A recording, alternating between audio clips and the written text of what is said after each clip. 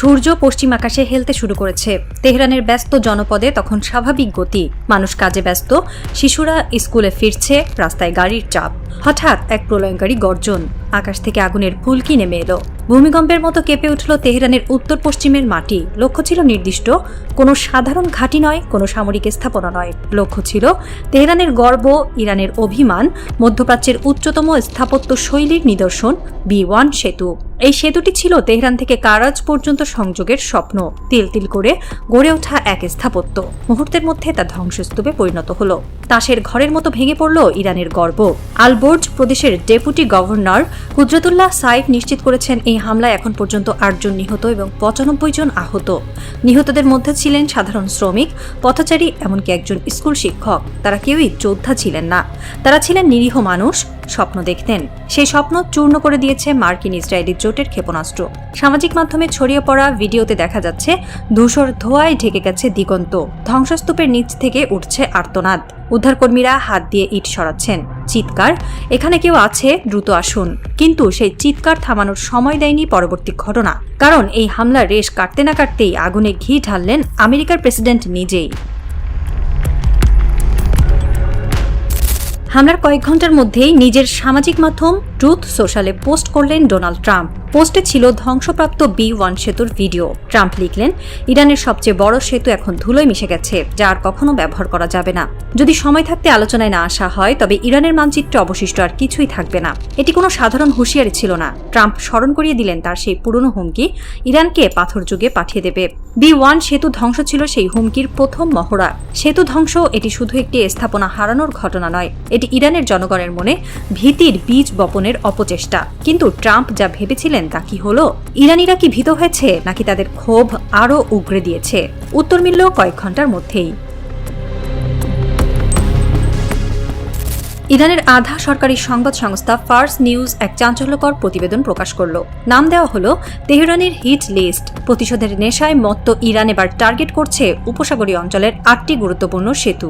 তালিকায় রয়েছে শেখ জাবের আল আহমদ সেতু, কুয়েত; শেখ জাইদ বিন সুলতান সেতু, সংযুক্ত আরব আমিরাত; শেখ খলিফা বিন জাইদ সেতু, সংযুক্ত আরব আমিরাত; king Fahad causeway, Saudi Arab Bahrain সংযোগ; কিং হোসেন সেতু, জর্ডান; আবদুল্লাহ সেতু, জর্ডান; আল মাক্তা সেতু, সংযুক্ত আরব আমিরাত; শেখ রশিদ সেতু, বাহরাইন।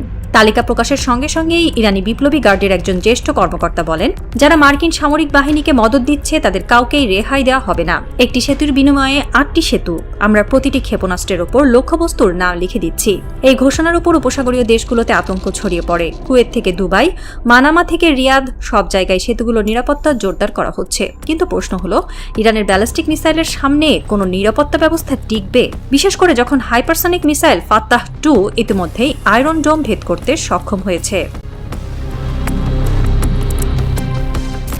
ইরানের পররাষ্ট্রমন্ত্রী আব্বাস আরাকচি ট্রাম্পের হামলার প্রতিক্রিয়ায় এক বিবৃতিতে বলেন, একটি নির্মাণাধীন সেতুতে হামলা চালানো শত্রুপক্ষের পরাজয় ও নৈতিক পতনেরই বহিঃপ্রকাশ। আন্তর্জাতিক আইন বিশেষজ্ঞরা বলছেন, বেসামরিক অবকাঠামো টার্গেট করা যুদ্ধাপরাধ। জেনেভা কনভেনশনের 52 নং অনুচ্ছেদ অনুযায়ী সামরিক উদ্দেশ্যে ব্যবহার করা হচ্ছে না এমন বেসামরিক স্থাপনা টার্গেট করা নিষিদ্ধ। B1 সেতু একটি নির্মাণাধীন সেতু ছিল।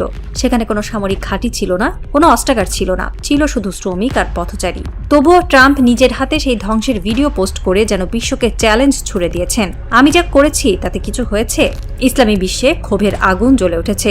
ইরান ছাড়াও ইরাক, লেবানন, ইয়েমেন, এমনকি পাকিস্তানের অনেক রাজনৈতিক নেতা ট্রাম্পের এই হামলার নিন্দা জানিয়েছেন। তবে নিন্দার চেয়েও গুরুত্বপূর্ণ হল ইরানের পাল্টা হামলার মাত্রা। 28 ফেব্রুয়ারি থেকে শুরু হওয়া এই যুদ্ধে ইতিমধ্যেই প্রাণ হারিয়েছেন 1340 জনের বেশি মানুষ। এর মধ্যে রয়েছেন ইরানের সর্বোচ্চ নেতা আয়াতুল্লাহ আলী খামেনি। একজন নেতা নন, একটি দেশের হৃৎপিণ্ড নিশানা করেছিল মার্কিন ইসরায়েলি জোট। তারপর ধ্বংস হয়েছে ইরানের একের পর এক অবকাঠামো, তেলের ডিপো, গবেষণা কেন্দ্র, বিমান ঘাঁটি, আর এখন সেতু। কিন্তু ইরান প্রতিটি আঘাতের জবাব দিয়েছে দ্বিগুণ শক্তিতে। ইরানের ড্রোন ও ব্যালিস্টিক মিসাইল আঘাত হেনেছে ইসরায়েলের উত্তর সীমান্ত থেকে শুরু করে সংযুক্ত আরব আমিরাতের দুবাই বন্দর পর্যন্ত।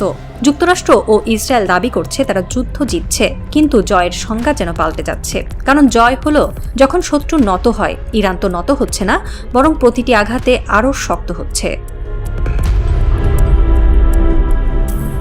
মধ্যপ্রাচ্যের মানচিত্র এখন এক একটি লক্ষ্যবস্তু। যুক্তরাষ্ট্র ইরানকে পাথর যুগে পাঠানোর হুমকি দিচ্ছে। ইরান 8টি সেতুর তালিকা দিয়ে জবাব দিচ্ছে। উপসাগরীয় দেশগুলো আতঙ্কে কাঁপছে। ইউরোপ নীরব, আর বিশ্ব দেখছে এক ভয়াবহ রণক্ষেত্র। সামরিক বিশেষজ্ঞরা বলছেন এই যুদ্ধ আর দুই পক্ষের যুদ্ধ নেই, এটি এখন ইরান বনাম আমেরিকা ইসরায়েল উপসাগরীয় জোটের যুদ্ধ, আর এর মাত্রা ক্রমশ বাড়ছে।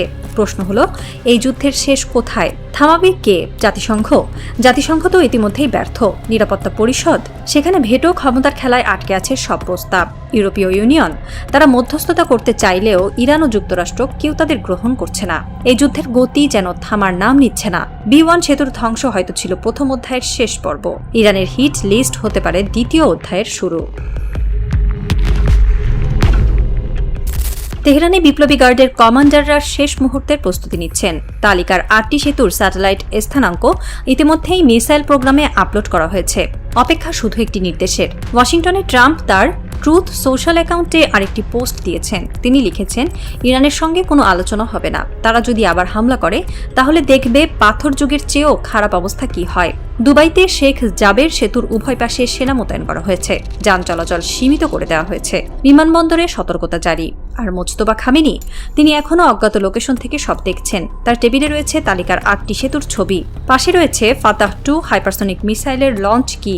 তিনি তার কমান্ডারদের বলছেন, আমরা প্রতিটি ক্ষেপণাস্ত্রের ওপর লক্ষ্যবস্তুর নাম লিখে দেব, যাতে তারা জানে কে কেন আঘাত করছে। এই রাত শেষ হবে কিভাবে?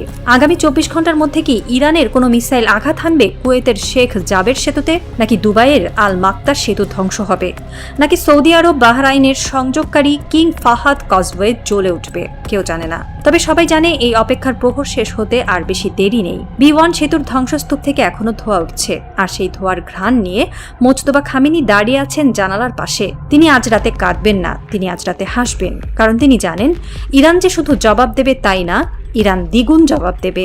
আর সেই জবাবের নাম হিট লিস্ট।